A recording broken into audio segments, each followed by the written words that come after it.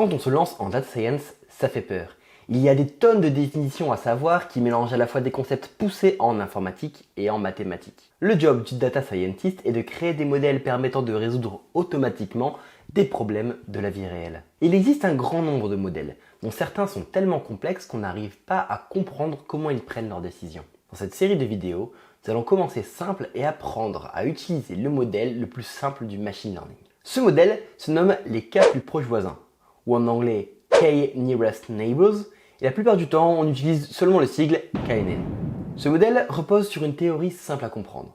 Des phénomènes qui ont un comportement proche auront sûrement des caractéristiques proches. Même si ce modèle est simple, ça ne le rend pas inutilisé ou non performant. Justement, cette simplicité le rend simple à utiliser, mais aussi à expliquer, ce qui fait de lui un algorithme très utilisé. Pour vous aider à maîtriser cet algorithme, je vous ai créé 3 vidéos.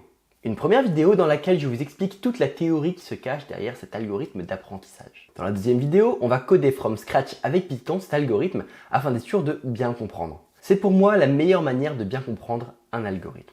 Bien qu'important d'un point de vue pédagogique, il ne faudra pas utiliser ce code pour entraîner vos modèles dans un contexte professionnel. Pour cela, vous avez des bibliothèques comme scikit-learn. Et c'est justement le sujet de la dernière vidéo. Dans cette dernière vidéo, on va utiliser le KNN avec scikit-learn et je vais surtout vous expliquer à quoi servent tous les hyperparamètres et les paramètres disponibles dans scikit-learn afin que vous soyez capable d'entraîner les modèles les plus performants possibles.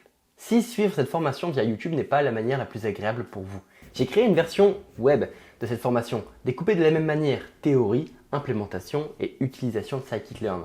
Vous pouvez avoir accès à toutes les ressources, que ce soit les supports de formation ou les notebooks, directement en description ou sur la partie formation du site. Si cette formation vous est utile, aimez la vidéo, abonnez-vous et n'hésitez pas à mettre des commentaires pour me faire des retours, ça fait toujours super plaisir de les lire et ça me motive à continuer la création de ce type de vidéos. Sur ce, c'est parti, let's go pour commencer la formation.